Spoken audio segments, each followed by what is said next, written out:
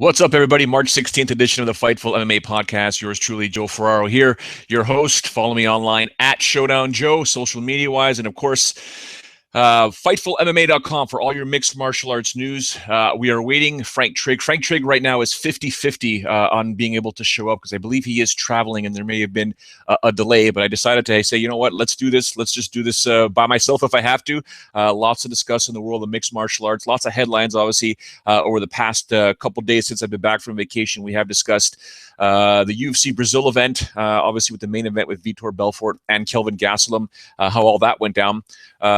Lots of stuff said by Vitor Belfort beforehand regarding a Legends League. I got some opinion from Elias Theodoro, obviously, on Tuesday's podcast and last night with Sean Pearson, who basically called it Bellator. We'll get to that momentarily. A pretty significant update regarding Conor McGregor and Floyd Mayweather. People are starting to get tired of it, but I think it's beginning to sway because people are now understanding, hey, you know what? This is going to be a reality. And it started, obviously, if you follow the timeline as to what went down with Conor McGregor and how it started and stuff like that, this is becoming more and more of a real thing because Floyd Mayweather recently came out, and I think he came out, during my vacation last week, where he said he's coming out of retirement. He wants his only for Conor McGregor, and then he started talking. Obviously, it's negotiation through the media. It happens all the time with big fights. That he basically said, Conor, sign the deal, sign the paperwork, sign what's been offered. I'm the A guy. Conor, you're the B guy. And then he referred to himself, basically said when he fought Oscar De La Hoya, he was the B guy. I think he mentioned Arturo Gatti, if I'm not mistaken, but when he fought, I think it was Arturo, he said, I did it on his turf and I was the B guy. I fought both those guys and I won, becoming the A guy. You're the B guy. Come and become the A guy. Come take out the A guy. Now, if you listen to Elias Theodoro, he believes that Conor McGregor is actually the A guy and Floyd is not, because Floyd is obviously a smaller fighter. He's been around. He's older. Listen, he's a pay-per-view king. But when it comes to pay-per-view kings right now, Conor McGregor's the pay-per-view king. He's drawing more than Floyd Mayweather. If you look at Floyd's last few fights versus Conor's fights, obviously Conor McGregor's the one that's drawing more. So there are some intricacies here, and obviously, you take a look at two alpha males that are posturing the way they are, you're going to get some back and forth banter. But what I found pretty intriguing over the past few weeks, maybe a month or so, maybe more, there was a time when Dana White, when he originally came out and said, we offered both of these guys X amount of money. I think it was $25 million to both guys, if not just to Floyd Mayweather. That was a sign to me that he publicly has come out and said he's not posturing. The UFC, the current ownership of the UFC, they see money. This is a huge, massive money fight. Now, Conor McGregor tried to, I guess you can say, backdoor this by getting his boxing license at the California State Athletic Commission, which puts him under the Muhammad Ali Act. The UFC would probably do whatever they could to try and fight this in court, but it appears they're not going to fight this in court. They're looking at trying to get this deal done, in my opinion, because Dana White was on Conan last night, or the night before, I think it was, or recently. He was on Conan, and he was asked by Conan, look, this fight is something that people want to see. Do you think it's actually going to happen? And Dana White said yes. Now, when Dana White says yes to something like that, there's a lot that you can read into the situation. You can definitely go into this situation and say, there's some posturing going on, yeah, but guess what? They are behind the scenes negotiating. Dana went on to explain that there's two big egos involved, obviously, with Conor and Floyd, and who wants to make the most money, who deserves what from the pay-per-view, who deserves what from the guaranteed purse. Cool, no problem. That makes total sense. But Dana also mentioned there's a lot of people involved. And that's what sucks about negotiations when you get these big-time fights. Obviously, there's the UFC involved. There's Conor and his people. There's Floyd and his people. There's obviously going to be the broadcaster. Who is it going to be? Will it be, excuse my boxing ignorance, ladies and gentlemen, I should know this ahead of time, but I don't know if Floyd is with Showtime or with HBO or whomever. That's something that has to be dealt with because that's where Floyd would potentially be contracted. So there's lots of finagling and lots of navigation, lots of hurdles to cross and stuff like that. So there's stuff that needs to get done. It can be done. And I said this before. If the UFC wants this to happen, there's a very good chance it's going to happen. The only problem with something like this is the UFC refuses to co-promote, or since the Zuffa era have refused to co-promote. Well, they're going to co-promote if they're going to do this fight. Floyd Mayweather said he wants to get this done in June. That is in, and I said it before. I said it yesterday with Sean Pearson. This is the time frame where Conor McGregor wants to return. We all, with his the upcoming birth of his first child, he doesn't want to stress out his girl. They want this everything to be smooth, baby to arrive and as tranquil as possible. Then he's going to fight. Then he's going to make big money. Whether that's in MMA, that's fine. But in boxing versus Mayweather, that is absolutely huge. That's where the big money is. Conor right now isn't about defending UFC titles, in my opinion, and defending belts and stuff like that. Conor's at a stage in his career where he is going to maximize the revenue from his brand, and it's big fights after big fights. And this is the era that we're in right now in terms of mixed martial arts. It's all about the big fights. You've heard many other people, analysts, hosts say, what's the point of having UFC belts? Yesterday, Sean Pearson and I discussed pretty much at length regarding rankings. I mean, why do we even have rankings anymore? Because the ranked fighters aren't really fighting ranked fighters. It's the big fights and the best fights that are going to take place. I'd be okay if the UFC removed the rankings. I like them because, you can sort of get a semblance of where, quote unquote, the media and the people that vote on it see the fighters, and you get to see them on the broadcast. I think rankings technically are important, especially from a television perspective, because you get to see who's number 3 and who's number 7. Not that you may agree to it as to who's ranked where, but an overall semblance of the people that vote kind of put it all together. You kind of think it gets evened out, although it doesn't always happen that way. The right people slotted at the right rankings. I understand that, but Conor could care less who's number 1, who's number 2. Unfortunately, his division with Khabib Nurmagomedov at number 1, Tony Ferguson at number 2, if I'm not mistaken, that's the fight that people want to see, with the winner taking on Conor McGregor. That's a money fight. But it's not a money fight when you compare Conor McGregor to Floyd Mayweather. Now, as an athlete, and I've said this before 1,000 times, and I've had this conversation at length with the likes of George St. Pierre, Rory McDonald, Faraz Zahabi, people at Jackson Winklejohn, people at AKA. It's all about maximizing the revenue of your brand. Now, if you're listening to the audio of this, you can't see my hands. I'll try and describe it.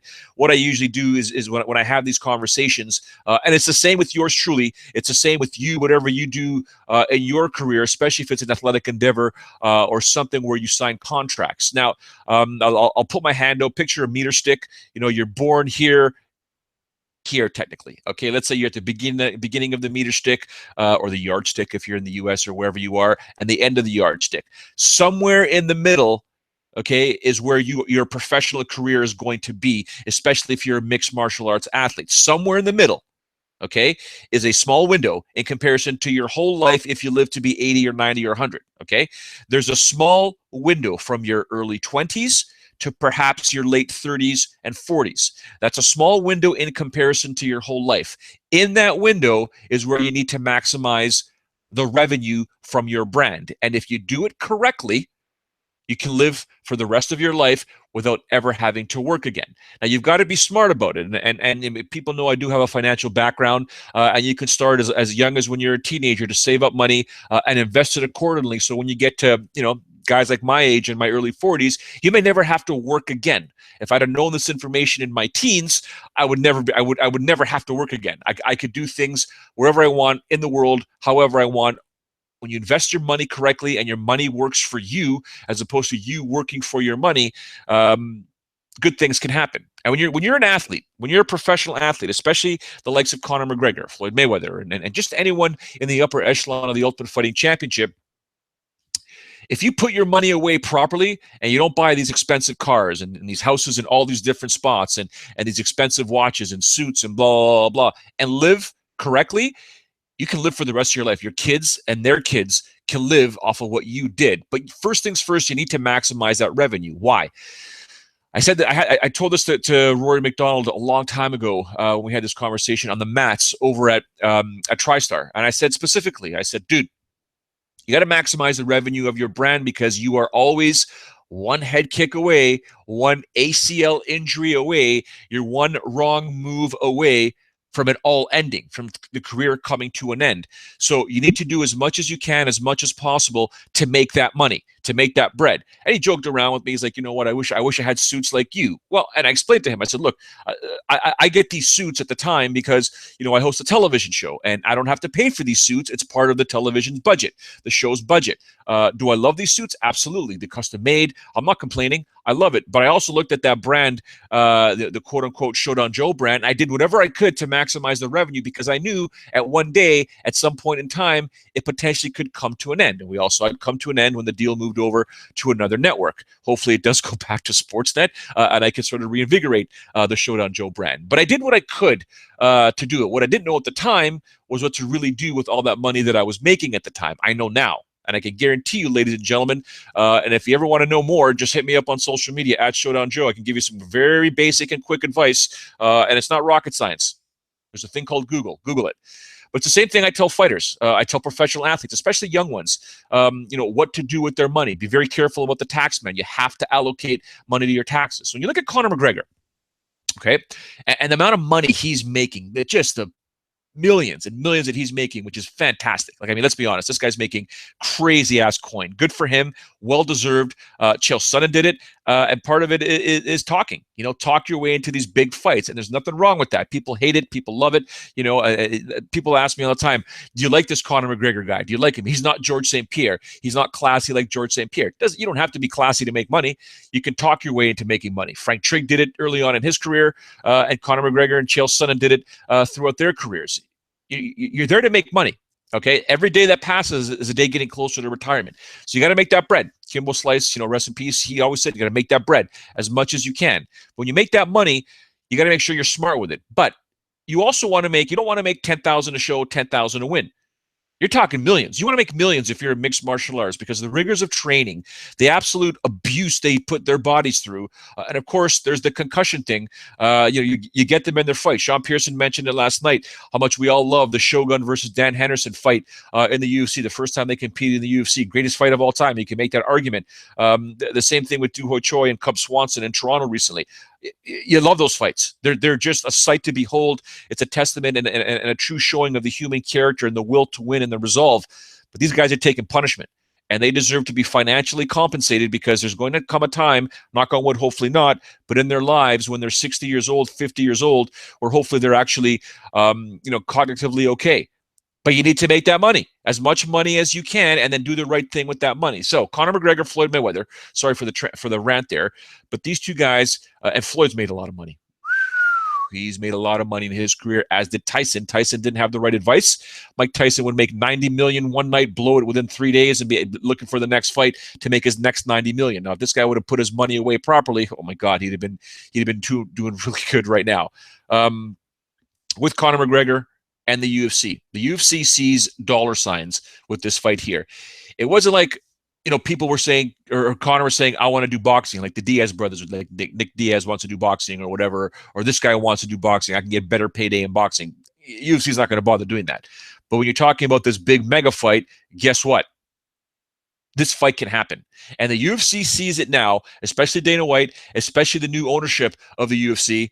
They see dollar signs here. So if they can capitalize on those dollar signs, they're going to jump in. They want a piece of that pie, and I don't blame them. It's a business. People always say, oh, the UFC this and the UFC that.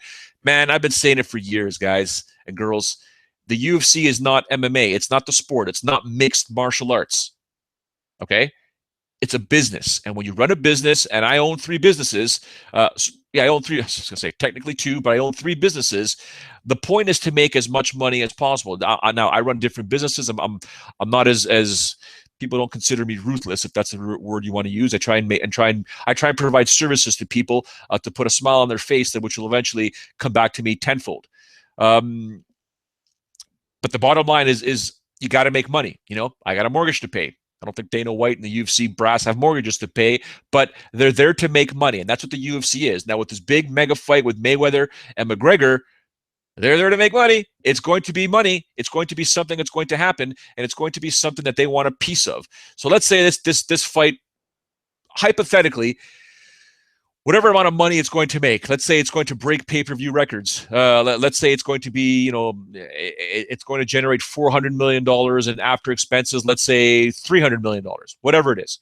Well, the UFC wants a piece of that pie, whether it's 25%, whether it's 50%, whether it's 49%, whatever it's going to be. They are going to make crazy money off of this, and it's going to go into their vault of massive cash. Okay, if it wasn't a fight that was going to make massive money, they wouldn't do it. Okay, they wouldn't do it at all, but now they see it, so I think it's going to happen. I think it's something, unless and it's possible, but unless negotiations are absolutely stupid, they don't take place, then it's not going to happen. That's a reality. That can actually happen. I wouldn't be surprised one bit, but it is what it is right now. We'll see if it's going to take place. I'm going to be obviously paying very close attention to this because, like I said, I think it's going to be a reality, or fight Conor McGregor in court to prevent this, only because they want full control of Conor McGregor and everything he does, his likeness and all that stuff there, because he signed a contract with the UFC, but he also went to the California State Athletic Commission and got his boxing license. In doing so, hypothetically, and perhaps it's a reality, he falls under the Muhammad Ali Act. And part of the Muhammad Ali Act is there to protect boxers from onerous promoters. And if Conor McGregor can prove that the promoter he's with right now, whether it's the UFC or not, is onerous, he deserves to be protected.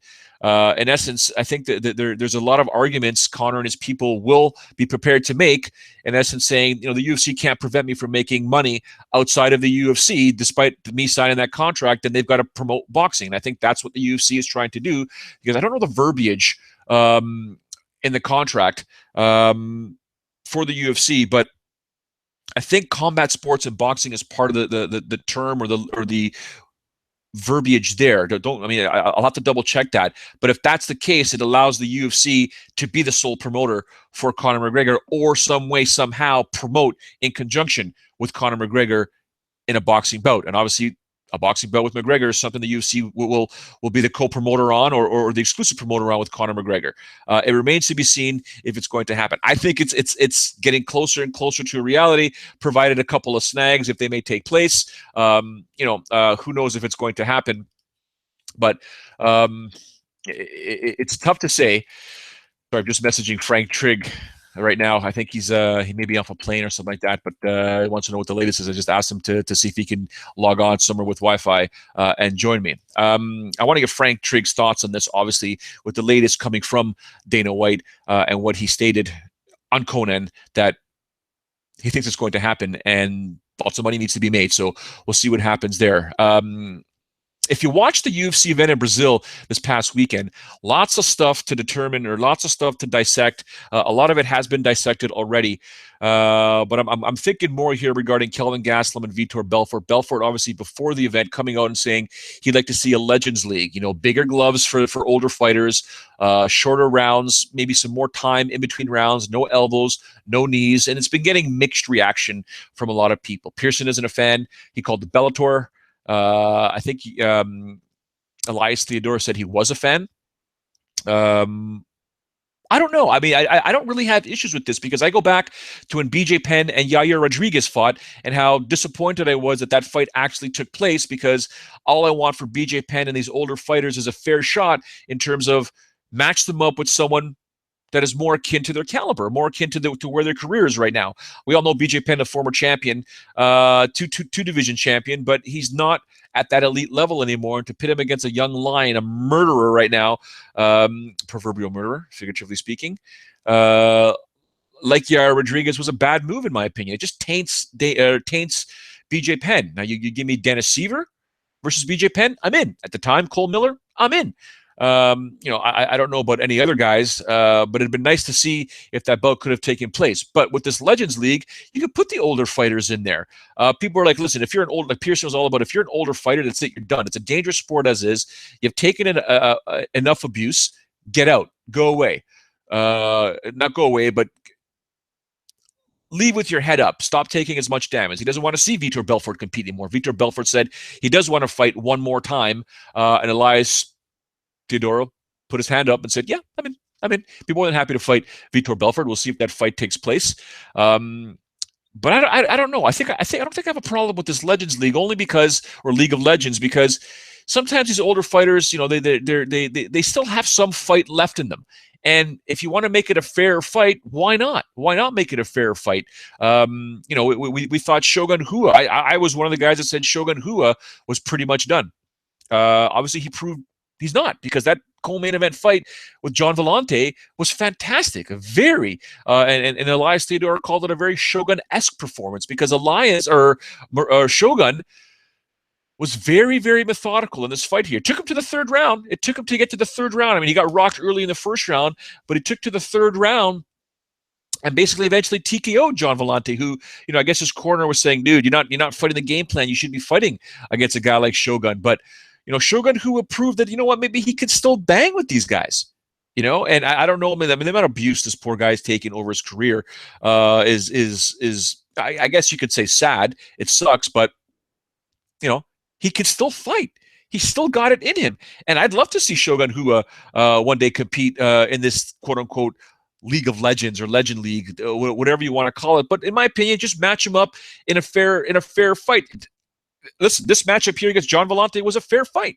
It was absolutely fair. He did what he had to do to emerge victorious. He did land that TKO. And again, Shogun, he's got one of those styles which has always been one of my favorite styles. I've always said how I liked Thiago Alves in his prime. When Thiago Alves used to fight, he used to hide his head. He used to completely hide his head whenever he would strike. He'd kind of bury his neck in his shoulders, and he would punch upwards, right? So I used to like that style. But then you got a guy like Shogun Rua. He did great. If you take a look at Shogun Rua, whenever you actually try and strike with Shogun Rua, he still got his hands up. He's still got his hands up, and he's protecting his face, which is, what fighters should be doing later on in their career. So kudos to Shogun Rua, who's now on a 3-fight win streak. He's taken out Lil Nog, Corey Anderson, and now John Vellante. So maybe he doesn't belong in that League of Legends just yet. He still can compete with the echelon in this division. Frank Trigg now joins us from who knows where. Frank, where are you at now? You in Hawaii right now? I'm in Hawaii, right. My bad. I forgot that we don't do daylight savings time here. So instead of being 7:30 now, it's 6:30 in the morning for me. My sincere apologies, my friend. So I put my alarm on to get up my normal, 6:45, whatever. And I'm like, okay, I'll just get up and Joe be ready to rock. And then I looked down, I was like, oh crap, I'm an hour late. No, it's all good. It's all good. We still got about 23 minutes to go here. Yeah. I want to get your thoughts on a few different things. First things first, have you had a coffee though?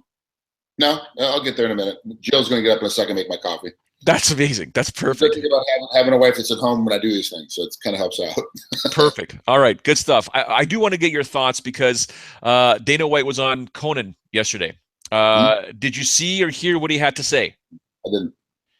Conan flat out asked him, Mayweather, McGregor, do you think it's going to happen? Dana said yes. Yeah, of course. But now boxing's upper echelon are saying this is the worst thing for our sport ever. This makes no sense.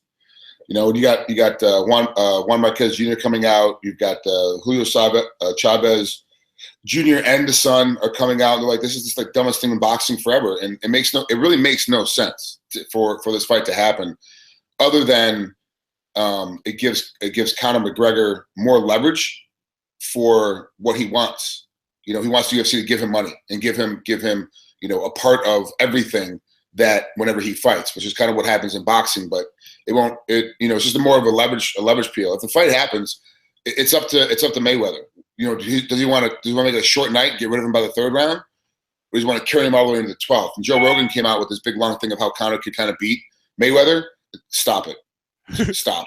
Okay? That's like saying, hey, I'm a really, really, really, really good tennis player. Now I'm going to go play hockey. And I kind of know how to play hockey a little bit because I swing a racket, and I'm gonna be in the NHL really quickly, and I'll be able to win a shootout. Like, stop it! You're not. Like, it's just not gonna happen. There's no way to make the transfer. Michael Jordan, one of the best athletes of all time, tried to make the transfer from basketball to baseball and couldn't do it. Right? He completely failed at baseball and had to go back to basketball. Boxing is one aspect of MMA. It's not all the aspects. McGregor's okay at it for MMA. You get in the middle of a real boxing fight with a guy that knows how not to get hit. He's going to get. I mean, look what happened with Diaz. He hit Diaz as much as he wanted to in the first fight. He comes back and beats him, right? And ends up rear naked choking him. Maybe they're not going to be able to hit. The speed, the timing, the power is completely different. There's no way. And I don't care what Freddie Roach says, and all these other guys are trying to weigh in because all the guys in boxing hate Mayweather. You know, that's part of the problem too. So like the guys in boxing that are for this fight kind of like don't like Mayweather to begin with, so it becomes that whole process. But yeah, it's just this is kind of a silly.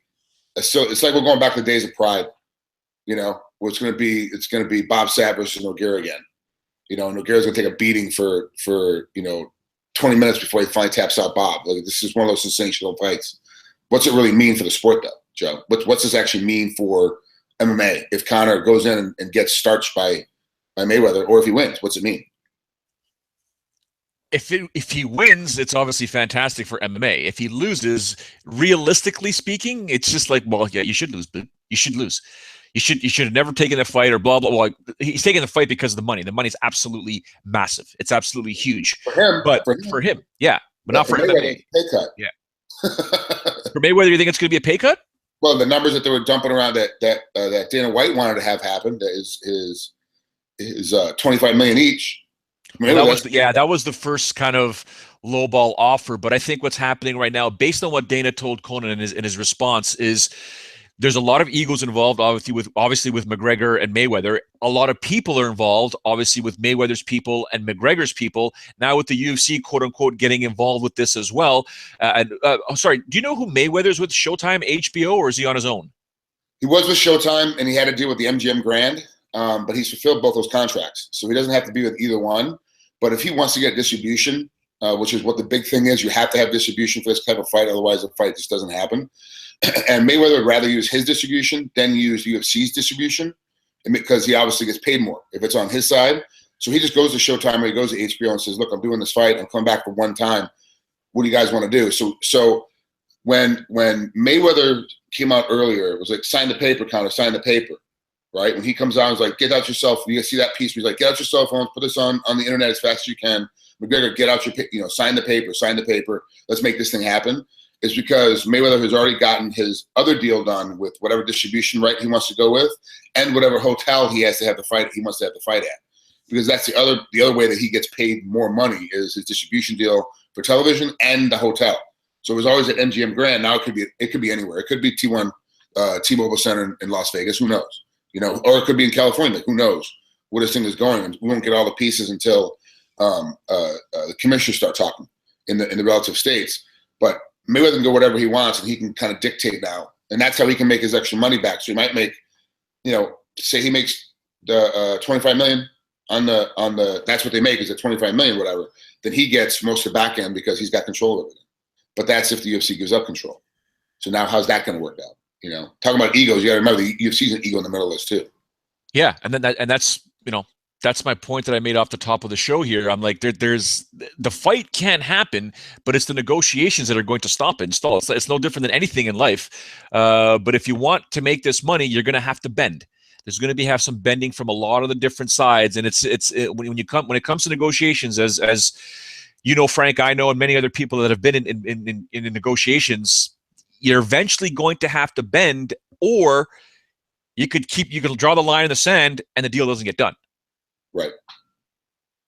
Right? And that's if the other side doesn't bend. Somebody's got to bend now. For the first deal to happen, somebody's got to give in on something that they really, really don't want to give in on. That's how these big multi-million-dollar deals get done. And the guy with the most power in the room, everyone wants to say they have the most power. I'm the only reason why I'm making this happen. Blah blah. This fight does not happen without Mayweather. Doesn't happen. It just doesn't happen. If Mayweather pulls out, the whole thing is a bust. Conor can go fight somebody else. And still be, if that's what he wants to do, if he really wants to be a boxer, he can go fight some other champion. He can go fight, Triple G or Lemon Champion. He can fight whoever the hell he wants. Like if that's what he really wants to do, then he can go out and fight these guys. But if Mayweather doesn't want to fight, the whole hoopla of this whole deal is falling apart. No one's going to care about Conor fighting somebody else other than Mayweather in boxing. I would think, like, I don't personally. I'm going to watch no matter what he does, just because it's Conor McGregor and the sensationalism around it. So it doesn't make a difference. I'm always going to watch. But I'm always in disbelief when this crap is going on. I'm like, this is really what's happening now. This is really what's going on. Like, this is what our next step is now. And of course, I feel as if Nate or Nick Diaz are said, they came out and said that they're getting offers to box too, and people want to come in and buy their contracts out so they can go box. I'm like, why is all of a sudden boxing the new end game for MMA guys? I mean, it makes, to me, this is like kind of a weird situation with MMA, because why is everybody jumping over to boxing? What's the real result of jumping over to boxing? Well, for McGregor, he goes from making whatever $2.5 million, $3 million with everything in the back to all of a sudden making $25 million. That's a lot. That's a big jump. You need to go take that money. I don't think the Diaz brothers can get that kind of money. They're not going to get, they're not going to get $3 million or $4 million fighting another named guy, around their weight. It's just not going to happen. Mayweather's the deciding factor. Mayweather's the guy that's making all this work. And without Mayweather, so Mayweather's the one that can draw a line in the sand a lot earlier. You go, nope, I'm not bending. This is, hey, look, guys, I'm retired. I'm worth $500 million. I don't care. Like, I don't need the money. I can go ahead and sit on my ass. So either you do it like the way I want to do it on my line in the sand, or we're just not going to do it. And so there's going to be a lot of that going on. And we all know how Dana is. Who's definitely going to be in negotiations, that he's very, very, he has his own line in the sand. So it's going to be very interesting. I wish I could just be there for the negotiations, because I think that's where the real fight comes out. How many rounds is it going to be? Who's the referee going to be? All this stuff has to get decided before the deal's done. Because it's the main event. And then is Anderson Silva and Roy Jones Jr. going to be the co-main event? Because Roy went to UFC offices to try to make that deal happen. To be the co-main on this thing. Roy Jones Jr. He's begging for a co-main slot. That's astronomical. Like, he's the boxer of the '90s. He was the guy that everybody was trying to pay attention to. His head movement, Yep. foot motion, and the way he talked, and the way he, and how pretty he looked before the fights, how good he looked after the fights. He barely had to wear sunglasses. Most of the time boxers have to come in and wear, because their eyes are swollen shut. He didn't have to wear sunglasses. He barely got touched. It was amazing to watch this guy. Now he's begging for a co-main spot. And Anderson's fighting Gastelum. So that now has been put. So, like, how does this whole thing work out? When's this fight going to happen? So let's make it essential. Let's play devil for a second, Joe. The co-main event is Anderson Silva and Roy Jones Jr. But Anderson's got to fight Gastelum first. So how much time after the Gastelum fight does that happen? Well, they're projecting this Conor Mayweather thing in June. The fight with Kelvin Gastelum, I think, is in June. Let me double check this. The co-main event. So now who do you have on the card? What fights do you have on the card? Is it a mixed card? Is it an MMA card and a boxing card? Is it a mixed card? Or is it all boxing? I think it's going to be all boxing. All boxing. So now who's on the card? And everyone that gets on a Mayweather card, everyone gets paid. So that's part of the deal of being on the card with Mayweather, is that even the undercard guys make 3, 4, 5 times the amount of money. Like, you want to see a real red penny night guy, a guy that really, really changes your life, okay? It's Mayweather. McGregor only changes his opponent's life. Mayweather changes everybody on the card's life. Completely different. When he's on a card for boxing, he was on a card for boxing, the first guy of the night was getting triple the amount of money that he used to get when boxing these other things. Same rounds, same opponents, just on this card.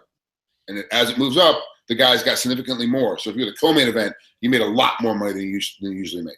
And of course, then if you even saw it, we looked at the Pacquiao Mayweather fight that happened, 3 years too late. There's still a lot of money to be made, and Pacquiao made more money than he'd been making the couple fights before that, because it was a Mayweather card. So that's a fight on that card. So Anderson Silva is fighting Kelvin Gastelum at UFC 212 on June 3rd. Now, you're saying Mayweather changes people's lives. I need to find another media member who does have a martial arts background like myself, see if they're down for it. It's got to be I'm in, because if Mayweather's going to change my life financially, I'm in. I just got to realize I was 179 on the scale this morning. I guess that would put me, I got to fight at 155? Yeah. What is it, 55, 57? The boxing's got different weights. So I think I'll take 157. I think it's like a 157 weight. Don't quote me on that. I'm not great with boxing weights. I don't. But they've got. So come to Hawaii and get my training camp done there and then compete sometime in June. Just boxing. Yeah, actually, we can go meet in LA. I have a gym that we can go to, Strong Sports Gym in LA. It's a boxing gym, and I've actually got 2 trainers that would love to train you to fight on that card. So my last bowl of pasta would be tonight. The last bowl of pasta was last night.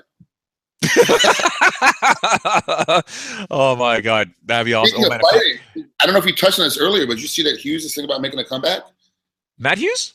Yeah, he was on. I saw it on I don't know, one of the multitude of MMA whatever websites. I got tagged in it in Twitter, so I didn't see it. A friend of mine, Carla Durant, Stitch Durant's daughter. Oh yeah, Carla, yeah. He was like, "Hey, Trigg, are we gonna see you come back?" And I was like, "Yeah, you'll see me ref it. I'm not Well, it takes to the point for Vitor Belfort. He said he wants this League of Legends with, smaller round or shorter rounds, bigger time in between rounds, bigger gloves, no elbows, no knees. Yeah, why?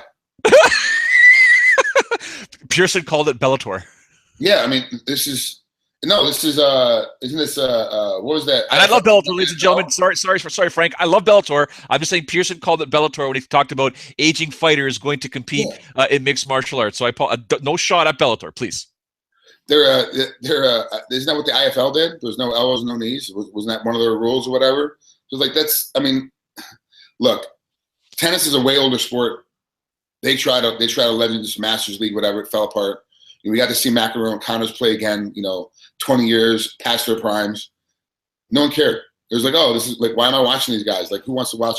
They have golf has it, right? They have the Masters, or the whatever, the elderly, like Arnold Palmer played in it almost until he died. Like, he was doing rounds in it, and it's not really watched that well. It's really not a thing that people really care about.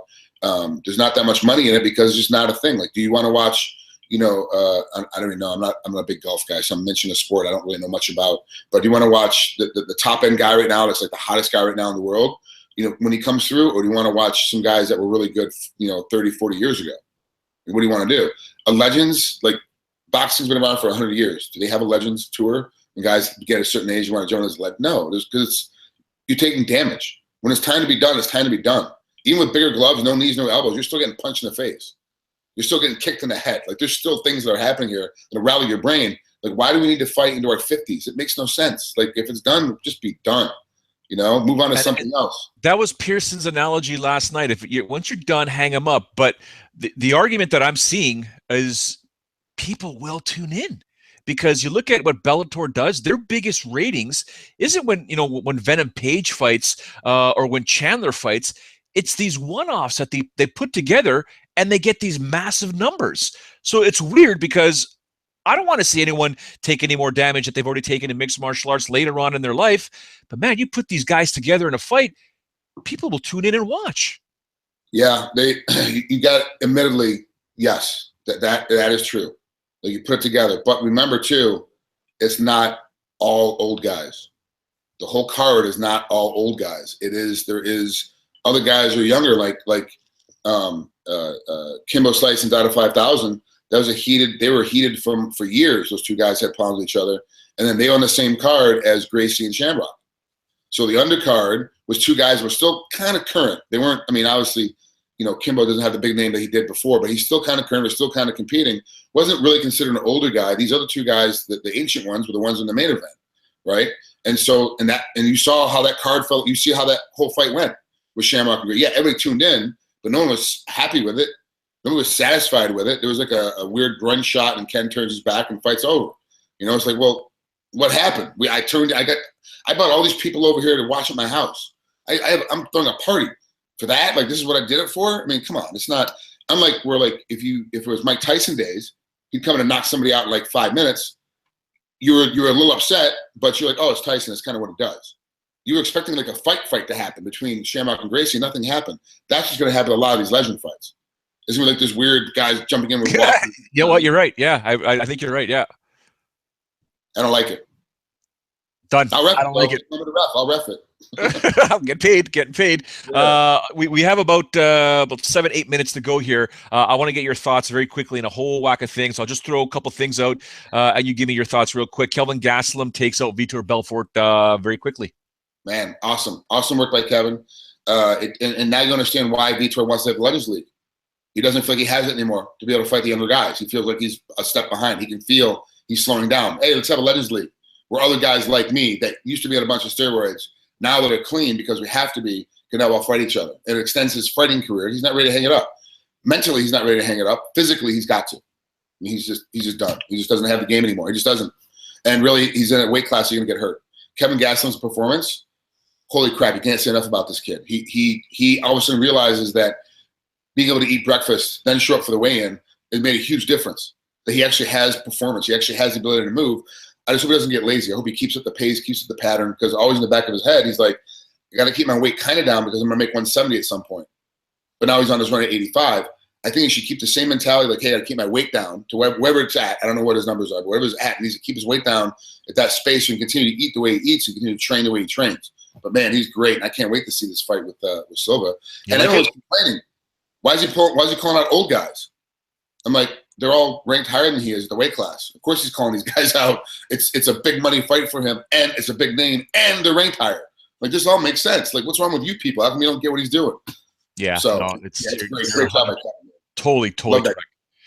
Yeah. I'm interested in that fight. I want to see how he does, because if he takes out Vitor Belfort and Anderson Silva back to back, his name value is going to go through the roof, which is fantastic for him. Yeah, it makes him legit. Now we got to talk about when's he going to be a title contender.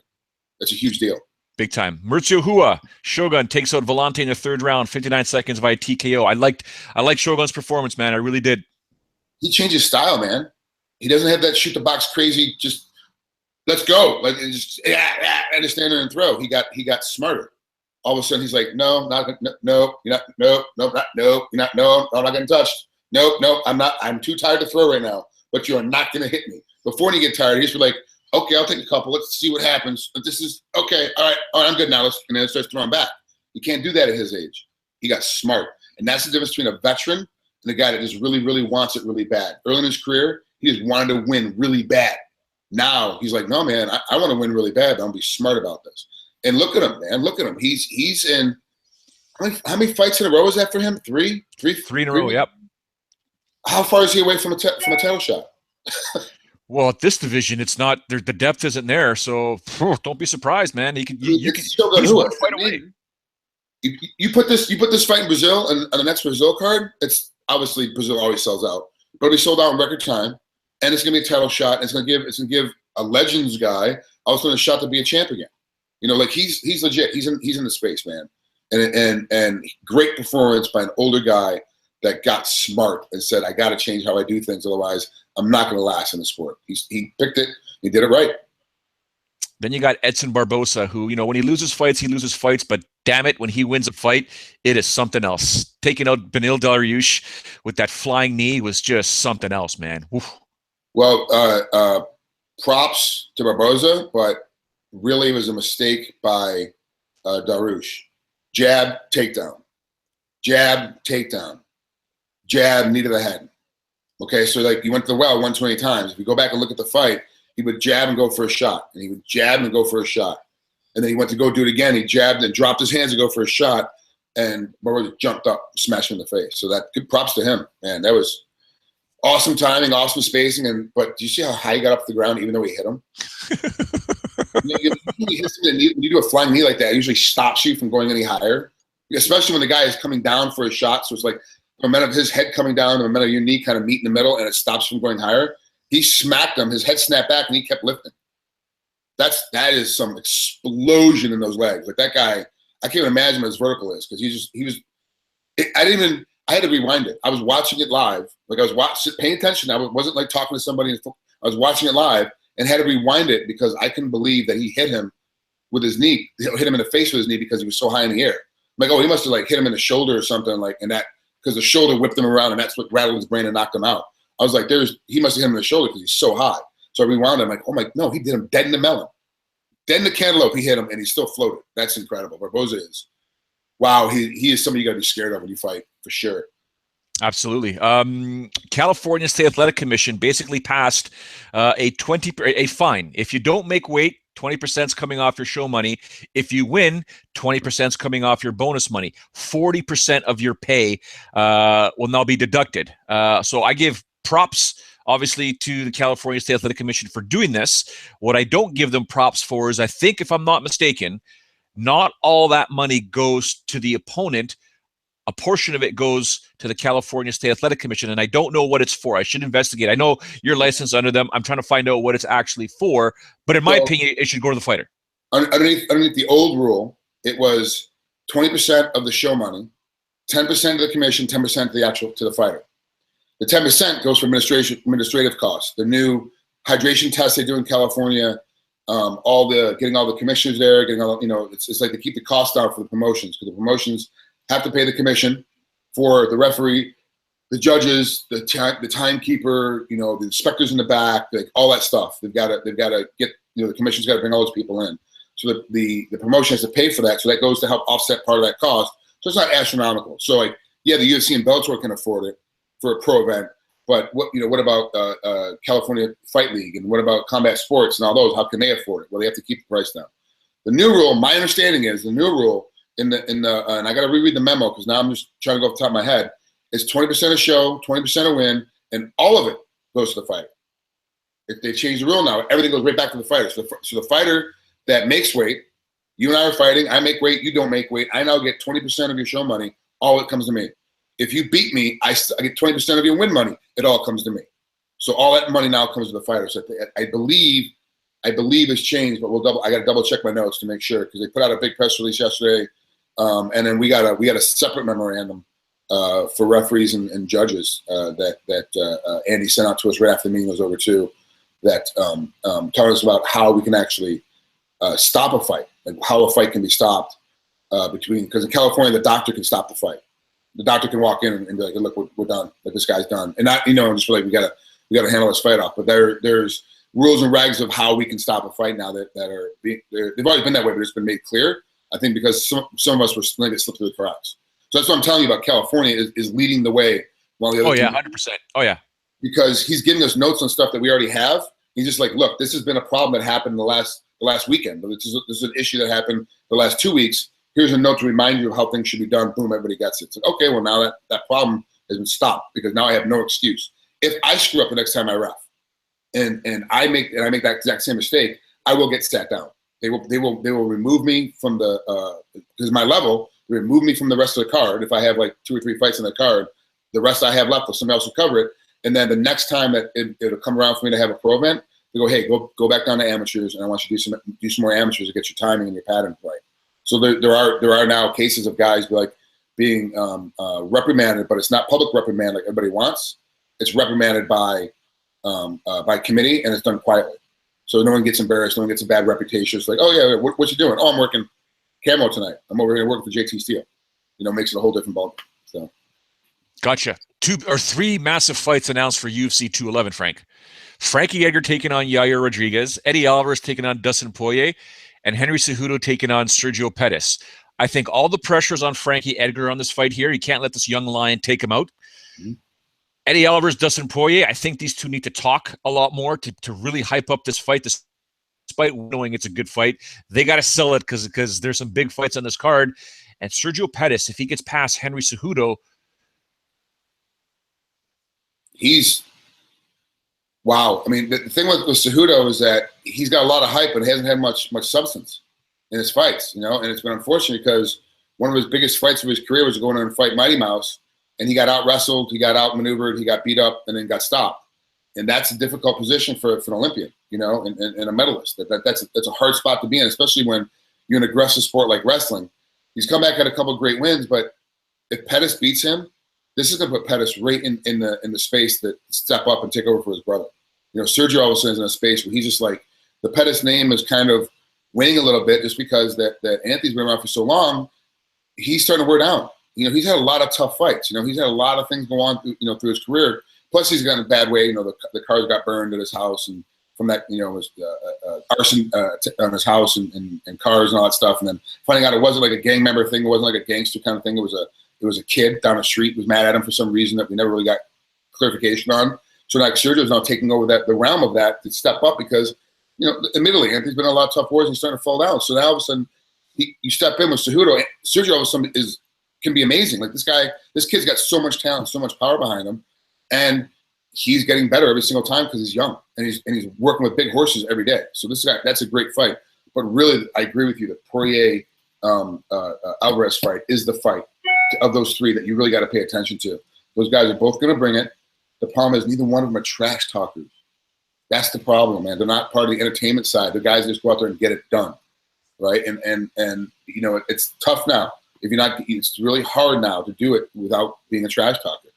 We even saw GSP had to step up his trash talking game a little bit, even though it's kind of weak. Because he understands it's what's going to happen, and if he beats Bisping, he's going to have to trash talk his way in everything, or no one's going to care, no one's going to watch him, and that's how That's just how the game is. So those two guys, Poirier and Alvarez, have got to step their game up heavily and hard. Otherwise, they're going to get lost in this crowd.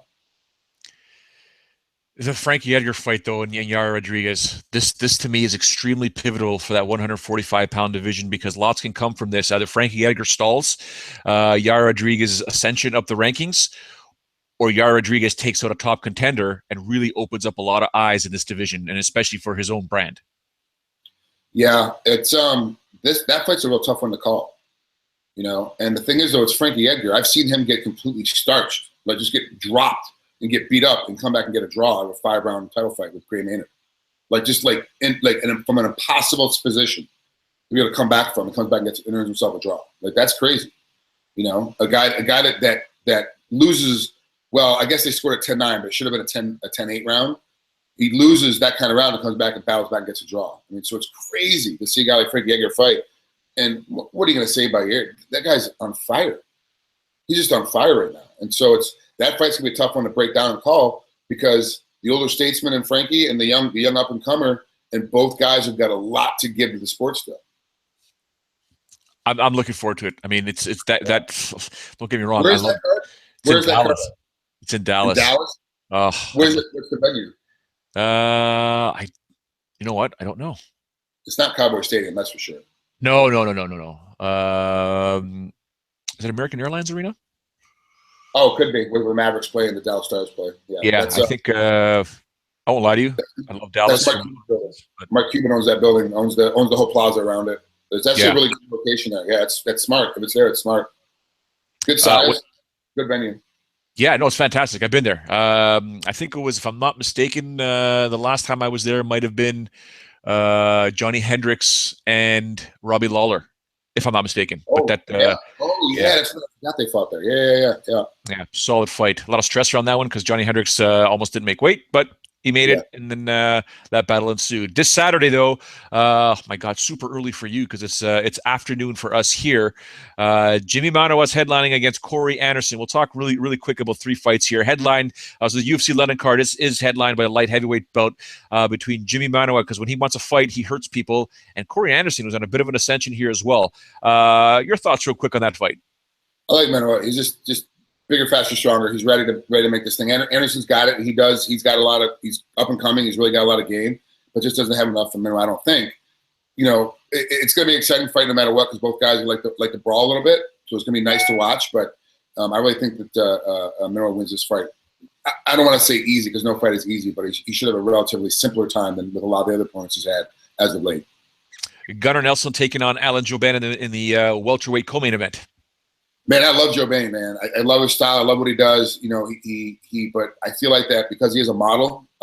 His other full-time job is being a model, and he gets a lot of work, and he always has to kind of keep his weight down to have that look from when they call him up. So he's always got to be within 10 pounds of making weight, because then he dehydrates. Like, they give him a phone call, hey, you're working in 2 days. He starts dehydrating. So when he comes on set for camera, he actually has that shredded look again, so it looks good on camera. So he's always got to keep his weight down. I feel like that's now starting to mess with him. As he's getting older, it's starting to slow him down a little bit. It's starting to really matter with his joints and his body and how things go on. But I love him in this fight. I think it's a great fight. But it's I just got to see how he's starting to fall apart. Like, I don't know if he's really starting to get the little bang ups from keeping his weight down for so long. He's a big underdog in this fight, man. He's a plus 300 in this one, minus 360 for Gunnar Nelson. So yeah, I mean, which makes sense, because Gunner's obviously the younger kid. He's got a lot more speed. And his technical prowess on the ground is kind of crazy. So it's like you're watching this guy that can smash you, but then also he's that new era that you and I talked about a couple of years ago, where they really didn't do much else but MMA, and so his overall game is a lot more solid. And this is all he's ever done, so there's a lot more solid everything that he does. You know, the line is a little exaggerated. Like, I think they're giving if I'm going to put money down. Just because the way the line is, I'm going to put money down on Jouban, because I got to take a stab at it, because it's the only one that get some value out of it. But the line is pretty correct. I mean, it's a little inflated, but it's pretty correct. I agree. And ladies and gentlemen, if you're tuning in right now or hearing later on, my Fun Bets article will go up tomorrow, and I'll be talking about this fight specifically here. I'll give you a hint. I do agree with Frank, but I'll tell you why I may not agree with Frank tomorrow in the article, so make sure you check out FightfulMMA.com for more on that. Final fight we want to talk about, Frank. The last time we see Brad One Punch Pickett in the octagon, he's making his bantamweight goodbye fight against Marlon Vera. I like this fight. I don't know if Brad's going to win this fight, though. The lines are pretty close on this. Your thoughts on this one? Yeah, you know what? One Punch can take a beating. We know that because of his nose. We can see that he doesn't mind getting his nose rearranged and put it on the side of his face. And it's a good way to go out. This is like the third time he's tried to have his last fight. Like, he keeps trying to have his last fight, and I think one got canceled, and then one fell apart before it got signed to a particular event, and now we finally got this one. It's a good fight for him. It's a good going out fight. He can show his technique, show his skills, show what he has, and be able to leave his gloves in the middle of the cage. Unfortunately, though, I think he's going to go out in a loss. I just think he's going to retire in a loss if this is indeed his last fight. So he's got to get his head wrapped around that after the fight's over, after he's had a couple of pints with his mates. He's got to understand, like, hey, I just lost my last fight, and this is the way I'm going out, and be accepting of that game. That's how it's going to go. But it is winnable. Let's not say, oh, it's a foregone conclusion. He's going to lose this. He can win this fight. I just feel like he's going to lose it. That's just the way I'm kind of looking at it.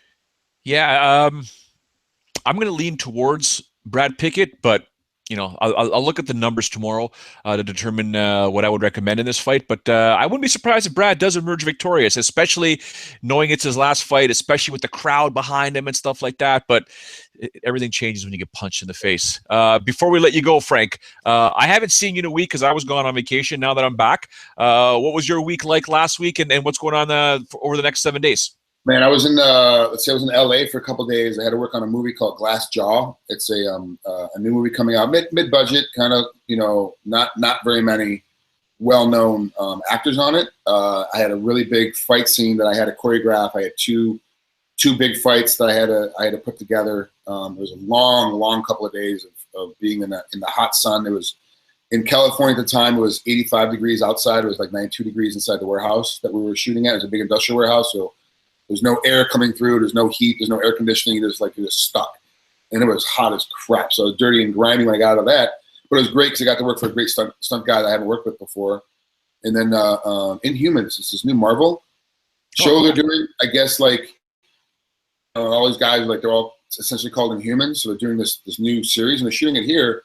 I'm surprised. I got a phone call. I'm going to double an actor this whole I start the 23rd, I think, the 22nd. And I'm on there for a couple weeks. I'm working it.